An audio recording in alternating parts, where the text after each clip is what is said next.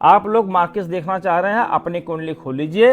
आपकी कुंडली मार्केस कैसे मालूम चलेगा कि आपकी कुंडली मार्केस है? तो सबसे पहले क्या करना है कि आप अपनी कुंडली खोलिए और यहाँ पे देखिए कि आपकी कुंडली में इस तरह बना होगा। 1 नंबर लिखा है, 2 नंबर, 3 नंबर, 4, 5, 6, 7, 8, 9, 10, 11, 12, या किसी की कुंडली में 2 नंबर लिखा है, ठीक है, 3, 4, 5, 6, 7, 8, 9, 10, 11, 12, 1, या जिसके कुंडली में 3 नंबर लिखा है, देख लीजिए हैं, 3, 4, 5, 6, 7, 8, 9, 10, 11, 12, 1, 2, या ऐसे आ जाइए। किसी कुंडली में अगर 4 नंबर लिखा है तो आप ऐसे देखिए, किसी नंबर 4 है, किसी के नंबर 5 नंबर लिखा होगा, किसी कुंडली में 6 नंबर लिखा होगा, या 7 नंबर लिखा है, या 8 नंबर लिखा है, या 9 नंबर लिखा है, या 10 नंबर लिखा है, 11 नंबर लिखा है, या 12 नंबर, कोई न कोई कुंडली होगी।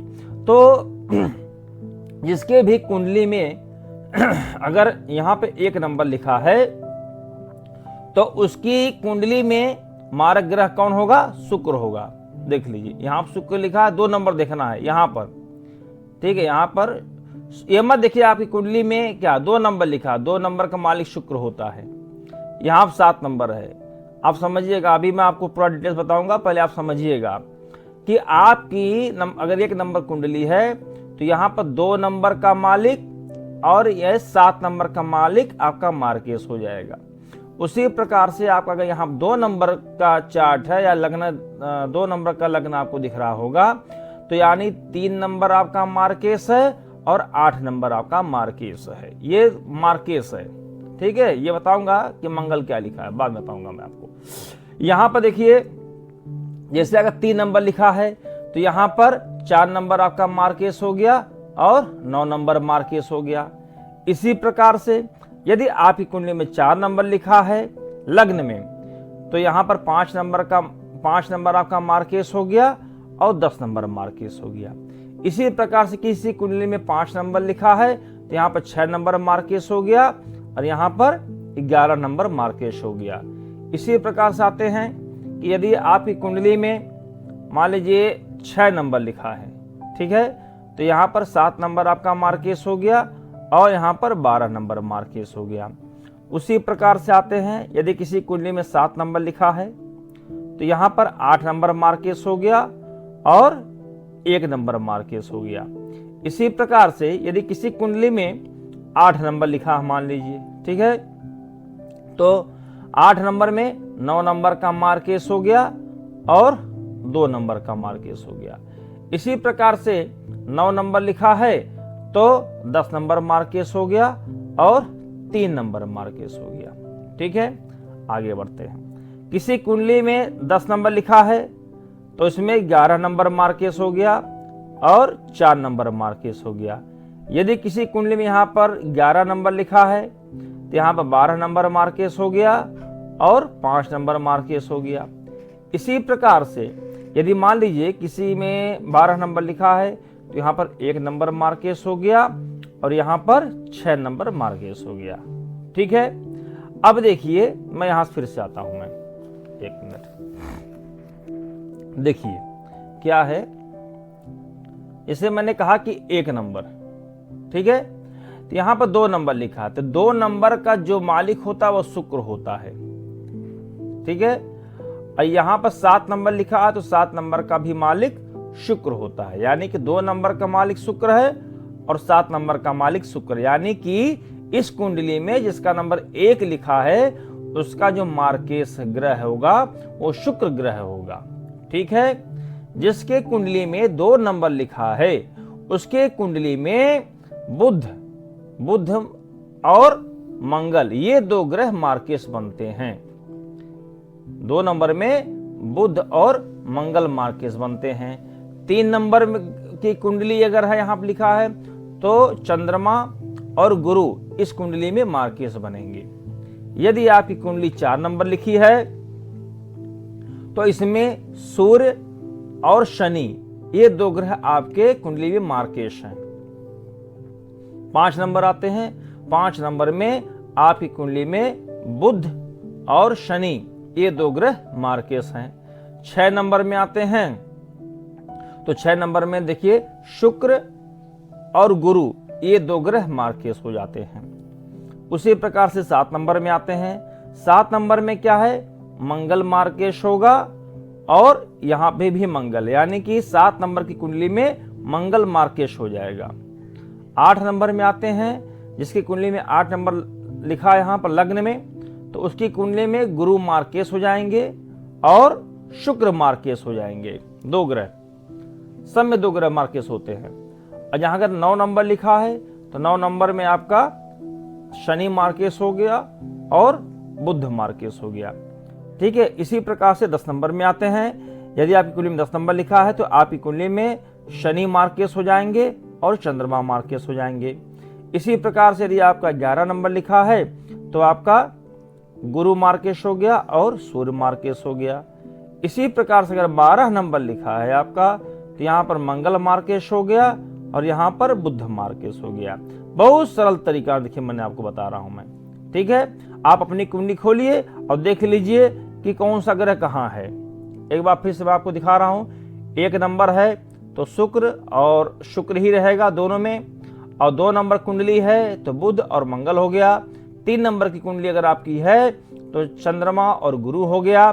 4 नंबर की कुंडली है तो सूर्य और शनि हो गया। 5 नंबर की कुंडली है तो बुध और शनि हो गया। 6 नंबर की कुंडली है तो शुक्र और गुरु हो गया। 7 नंबर की कुंडली है तो मंगल और मंगल, यानी कि मंगल ही हो गया। 8 नंबर की अगर कुंडली है तो गुरु और शुक्र हो गया। 9 नंबर की कुंडली है तो शनि और बुध हो गया।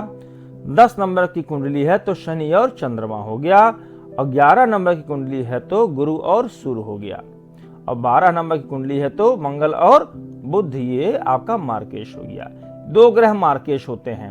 अब मार्केश तो ये हो गया। अच्छा, दूसरी चीज है कि मान लीजिए कि एक जो बताया मैंने शुक्र और शुक्र बता दिया या बुध या मंगल बता दिया, यही 2 ग्रह ये कहीं पर भी बैठे होंगे, इससे मतलब नहीं है कि ये, अब हमने जैसे यहाँ पर लिख दिया कि यहाँ पर 2 नंबर, यहाँ पर हमने शुक्र लिख दिया, यहाँ पर शुक्र लिख दिया, यहाँ बुध लिख दिया, यहाँ मंगल लिख दिया। ये मंगल यहाँ पे भी हो सकता है, यहाँ भी हो सकता है, यहाँ भी हो सकता है, यहाँ कहीं पर भी हो, पूरे चार्ट में कहीं पर, लेकिन इतना फिक्स है, ये फिक्स है। अगर 1 नंबर यहाँ पर लिखा है तो आपका जो मार्केश होगा वो शुक्र ही होगा। 2 नंबर है तो बुध और मंगल ही होगा, ये फिक्स है। अब ये मंगल चाहे यहाँ बैठे चाहे यहाँ बैठे, बुध कहीं पर भी बैठे, चंद्रमा है ये कहीं पर भी बैठे, गुरु कहीं पर भी बैठे, कहीं पर बैठ सकते हैं, लेकिन ये फिक्स बता दिया मैं। अच्छा, इसका निर्धारण कैसे होता है? देखिए प्रिय मित्रों, अब आपको थोड़ा सा इधर से मैं लेके आता हूं, थोड़ा सा ऐसे आइए।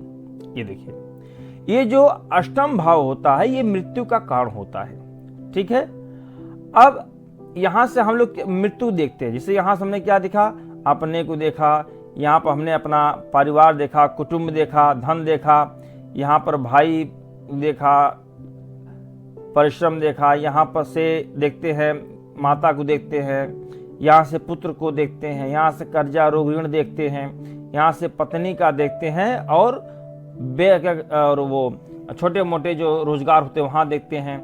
यहाँ से हम मृत्यु भाव भी देखते हैं। ठीक है, यहाँ से कर्म वो भाग्य भाव देखते हैं, यहाँ से कर्म देखते हैं, यहाँ से आय भाव देखते हैं, जो लाभ होता है ये व्यय भाव है। ऐसा बात समझिएगा, ये क्या है, व्यय भाव। 12 नंबर क्या है, व्यय, मतलब जो भी हमने जिंदगी भर कमाया, चाहे पैसा कमाए, चाहे भाई बहन का रिश्ता कमाए, चाहे माता हमको मिली, चाहे हमको पिता यहाँ से मिले, यहाँ से हमको पत्नी मिल गई, यहाँ से हमको बच्चे मिल गए, मतलब हमने कमाया। तो कमाने के बाद हमने व्यय कहाँ कर दिया, यहाँ पर 12 नंबर में। ये व्यय भाव है। चाहे हम पिता को खोते हैं, माता को खोते हैं, भाई बहन खोते हैं, पैसा खोते हैं, कुछ भी खोते हैं, मैंने व्यय, तो व्यय मैंने 12 नंबर जो है व्यय भाव हो गया। ठीक है, अब हम देखते हैं तो अष्टम से अष्टम देखते हैं। तो ये 8 नंबर, अष्टम से अष्टम क्या आएगा, ये चूंकि मृत्यु का भाव है तो अष्टम से अष्टम गिन लीजिए, 1 2 3 4 5 6 7 8, यानी कि एक अष्टम भाव ये भी मृत्यु का कारण है और तीसरा भाव जो है ये भी मृत्यु का कारण है। अब चूंकि मैंने आपको बताया कि ये 12 नंबर व्यय का भाव होता है, बात समझिएगा, बहुत ध्यान से समझने की आवश्यकता है। बहुत जल्दीबाजी मत करिएगा। अगर आप इसको समझ लेंगे तो आप जिंदगी में कभी भूलेंगे नहीं। अब मैं आपको जो ये चार्ट दिखा दिया पहले, ठीक है, हमको ये चार्ट बाद में दिखाना था और ये चीजें हमको समझाना था पहले था, लेकिन हम आपको इसलिए पहले समझा दिए कि फटाफट आप अपनी कुंडली देख करके देख लीजिए आपकी कुंडली में मार्केस कौन कौन से ग्रह हैं। मैंने क्या किया कि इसलिए दिखा दिया कि नहीं तो आप लोग वीडियो को स्किप कर दोगे, आगे नहीं देखोगे, सोचोगे यार महाराज जी क्या बता रहे हैं, तो मैंने फटाफट ये बता दिया। यानी कहने का मतलब ये है कि केले का छिलका उतारने के बाद ही गूदा मिलता है, लेकिन मैंने क्या किया कि गूदा पहले दिखा दिया, छिलका अब बाद में दिखा रहा हूं। हो सकता है कि मेरे बोलने का तरीका थोड़ा कुछ अलग हो सकता है, लेकिन जो मैं आपको समझाऊंगा बहुत अच्छी तरीके से समझाऊंगा, बहुत बढ़िया चीज समझाऊंगा। और जो बच्चे ज्योतिष सीख रहे होंगे उनके लिए तो यह रामबाण है, ठीक है। ये चीज कोई समझाता नहीं, ना आपको वीडियो कहीं भी यूट्यूब पर आपको मिलेगा नहीं। चलिए, तो मैंने क्या बताया यहां से कि ये अष्टम भाव मृत्यु का कारण है और ये व्यय का कारण है, ठीक है। तो अब यहां से गिनिए 12 नंबर क्या हो गया, 12वां भाव व्यय का, तो 8 से 12 नंबर गिन लीजिए। तो 1 2 3 4 5 6 7 8 9 10 11 12, ये 12 नंबर आ गया। इसलिए हम कुंडली में हमेशा इस सप्तम भाव से मार्केश को देखते हैं। तो यानी कि अगर 7 नंबर लिखा है तो इसका जो मालिक है वो मार्केश हो जाएगा। इसी प्रकार से जैसे मैंने बताया यहां से भी तीसरे नंबर से भी मृत्यु का भाव देखा जाता है, तो इसकी 12वां भाव व्यय का होता है, तो ये क्या करता है, मृत्यु का व्यय करता है। तो यहां से भी 12 नंबर गिन लीजिए, 1 2 3 4 5 6 7 8 9 10 11 12, ठीक है।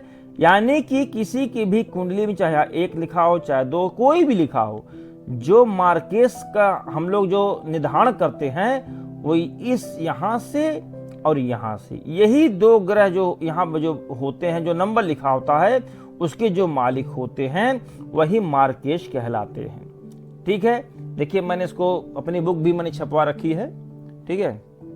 देखिए मैंने बता दे रहा हूं आपको। तो मार्केश का अर्थ है मृत्यु देने वाला ग्रह, अर्थात मृत्यु का विचार। अष्टम भाव आयु का भाव होता है, जैसे मैंने आपको यहां बताया, अष्टम भाव ये आयु का भाव होता है, और अष्टम से अष्टम तृतीय भाव होता है, ठीक है। ये मैंने बताया तृतीय भाव होता है, इसीलिए तृतीय भाव से भी आयु का विचार करते हैं।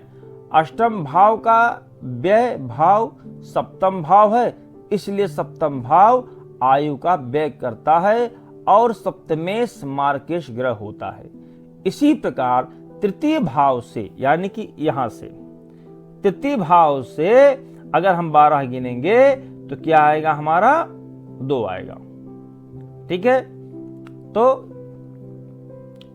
तृतीय भाव से द्वादश भाव क्या होता है, द्वितीय भाव होता है, और सप्तमेश की तरह द्वितीयेश भी आयु का व्यय करता है, अर्थात द्वितीयेश और सप्तमेश आयु का व्ययेश होने के कारण मारक ग्रह होते हैं, ठीक है। अब आपको मैं बताता हूं, देखिए अब आपको ये समझ गए, कुंडली में आपने कुंडली खोला, आपके भैया हमारा यहाँ पे 1 नंबर लिखा है तो हमारा जो मार्केश वो शुक्र ग्रह है, यहाँ पे 2 नंबर लिखा है तो बुध और मंगल ग्रह है, चंद्रमा है 3 नंबर लिखा है यहाँ पर तो चंद्रमा और गुरु मार्केश हो गया, इस 4 नंबर लिखा तो सूर्य और मार्केश हो गया। इस प्रकार भी लिखा, मैंने लिखा चाहूँ जो ग्रह है, हमारे 5 नंबर लिखा तो बुध और शनि मार्केश हो गए, ठीक है। अब इसका निर्धारण कैसे करें, इसका निर्धारण करने के लिए हम आपको बताते हैं, 1 मिनट इधर आओ, ऐसे आते हैं। अब इसमें क्या करना कि महादशा, ठीक है, महादशा किसकी चल रही है तो देखना, मैंने इसे बताया यहां से ही समझ लीजिए। तो जैसे ये ग्रह मार्केश हो गया और बुध मार्केश हो गया तो मंगल मार्केश हो गया। अब ये तो पता चल गया आपको कि आपकी कुंडली में हमारा मार्केश ग्रह कौन कौन सा है, ठीक है। बहुत सरल तरीके से बताया हूं, समझने में आसानी ही होगी। अच्छा, अब निर्धारण कैसे करेंगे, तो निर्धारण करने के लिए क्या है कि आप देखिए महादशा किसकी चल रही है। यदि महादशा आपके महादशा, अंतर्दशा और प्रत्यंतर दशा, मान लीजिए महादशा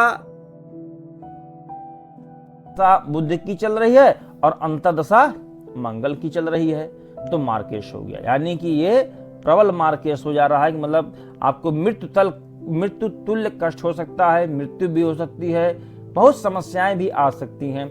या मंगल की महादशा हो, बुध की अंतर्दशा हो, या गुरु की महादशा इस नंबर कुंडली में आ जाइए। मान ली इसमें चंद्रमा है और गुरु मार्केश बना है, मान ली गुरु की महादशा चल रही हो और चंद्र की अंतर्दशा चल रही हो, या चंद्र की महादशा चल रही हो और गुरु की अंतर्दशा चल रही हो, माने एक दूसरे में महादशा हो और दूसरे में अंतर्दशा हो। ठीक है, क्लियर हो गया। तो मार्केश लग जाता है, इससे बहुत सावधानी बरतनी पड़ती है। अच्छा, दूसरी चीज मैंने आपको बताया कि ये यहां पर थोड़ा जैसे, तो यहां से भी मार्केश देखते हैं और यहां से। अच्छा, ये जो मैंने घर बताया छठवां घर, ये छठवां घर क्या है? रोग है, ऋण है, मुकदमा है, कर्जा है, कष्ट, बहुत कष्ट है यहाँ पर। ठीक है, तो ये भी कष्टकारी होता है। और ये तो मान ली मृत्यु का कारण बताया ही। और ये जो 12 नंबर लिखा है व्यय का, इसमें क्या है? अस्पताल खर्चा है, जेल या है, बहुत सारी समस्याएं इसमें भी है। बहुत बेकार घर इसको माना गया है। ठीक है, बहुत कष्टकारी घर ये भी माना गया है। देखा जाए तो इस पूरे कुंडली में 4 घर ऐसे होते हैं जो कष्टकारी हैं। पहला है 3 नंबर, फिर है 6 नंबर, फिर है 8 नंबर और फिर है 12 नंबर। ठीक है, अब इतने 1 2 3 4, ये 4 घर बहुत कष्टकारी होते हैं। तो जैसे मैंने बताया कि एक घर और ये घर, 2 घर जो है मार्केश के घर होते हैं। इसके जो मालिक होते हैं वो मार्केश होते हैं। तो इनकी दशा, इनकी महादशा में अंतर्दशा इनकी अंतर्दशा में इनकी महादशा, या जो 6 नंबर का जो मालिक है उसकी दशा अंतर्दशा, या इनकी में महादशा या अंतर्दशा अगर आ जाए तो मार्केश लग जाता है। ठीक है, अब आपको ये कैसे पता होगा कि इसका मालिक कौन है, इसका मालिक कौन है? तो मैंने बहुत शॉर्टकट में आपको बता रहा हूं मैं, आप इसको देख लीजिए।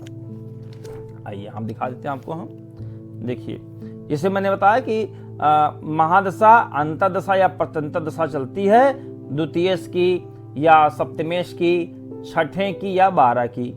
ठीक है, द्वितीयेश भाव हो गया, सप्तमेश हो गया, छठवां भाव, 8वां भाव एवं 12वां भाव। तो द्वितीय भाव मैंने बताया ना कि देखिए जैसे ये द्वितीय भाव होता है। ठीक है, कहीं भी देखिए ये द्वितीय भाव होता है, ये छठा भाव होता है, ये सप्तम भाव होता है, ये 12 भाव, इस सब में ही होता है। ठीक है, अब इसे देख लीजिए। अब इसमें लिखा है, मान लीजिए इसको भी छोड़ देते हैं। अगर आपके नंबर में 1 और 8, देखिए जहां 1 नंबर लिखा है और 8 नंबर, उसका स्वामी कौन है? मंगल। 2 नंबर लिखा और 7 नंबर लिखा है, इसका स्वामी कौन है? शुक्र। 3 नंबर लिखा और 6 नंबर लिखा, इसका स्वामी कौन है? बुध। 4 नंबर का स्वामी कौन है? चंद्रमा होता है। 5 नंबर का स्वामी कौन होता है? सूर्य होता है। 9 नंबर और 12 नंबर का स्वामी कौन होता है? गुरु होता है।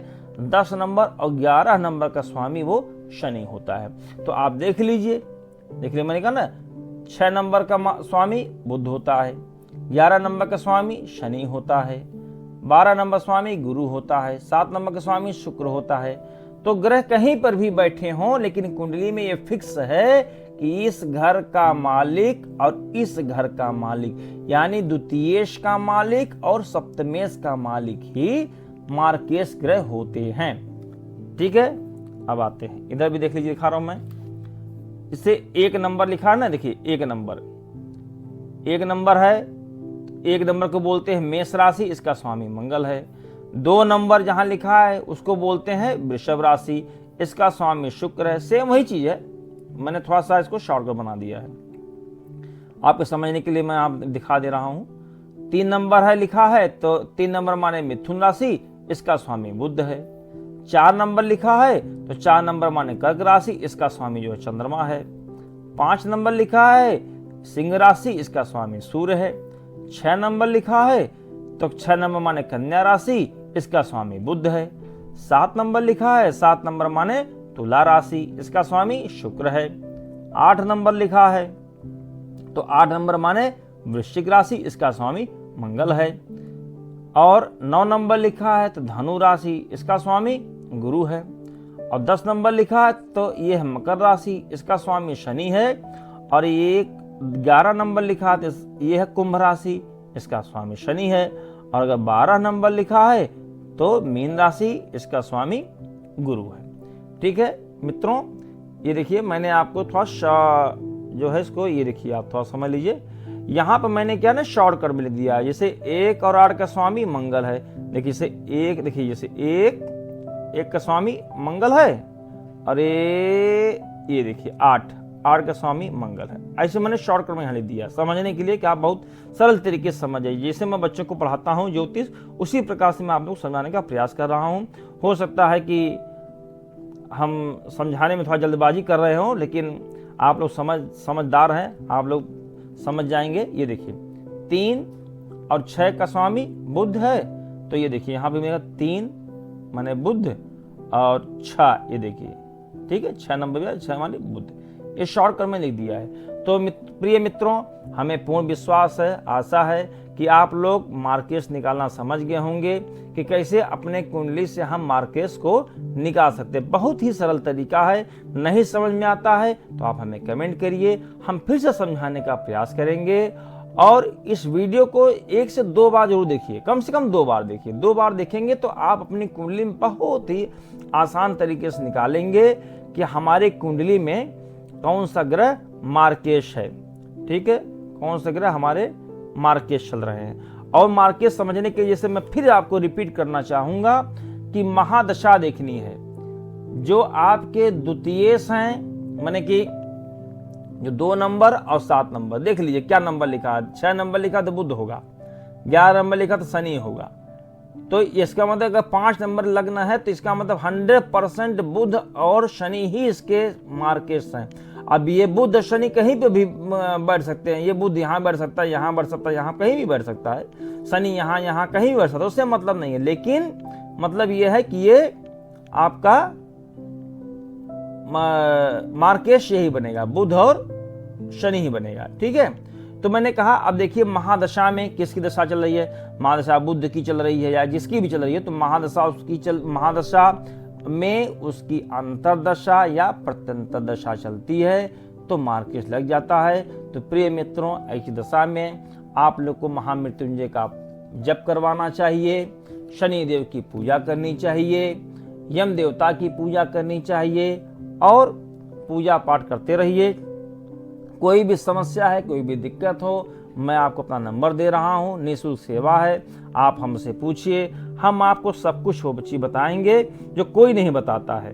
ठीक है, निःशुल्क सेवा, कोई दिक्कत नहीं है। हम यहाँ बैठे हैं पैसे के लिए नहीं बैठे हैं, ना हमको पैसे कमाने की कोई आवश्यकता है, क्योंकि ईश्वर ने हमको इतना दे दिया है कि अगर मैं पूरी जिंदगी अगर बैठ के खाऊं ना तो भी मेरे पास धन की कमी नहीं है, क्योंकि ईश्वर ने हमको इतना दिया है। मेरा इस फील्ड में, इस ज्योतिष में आने का बस एक ही मकसद था कि मैं ज्योतिष को लोगों तक पहुंचाऊं और लोगों को बता सकूं कि ज्योतिष कितनी सरल तरीके से समझी जा सकती है।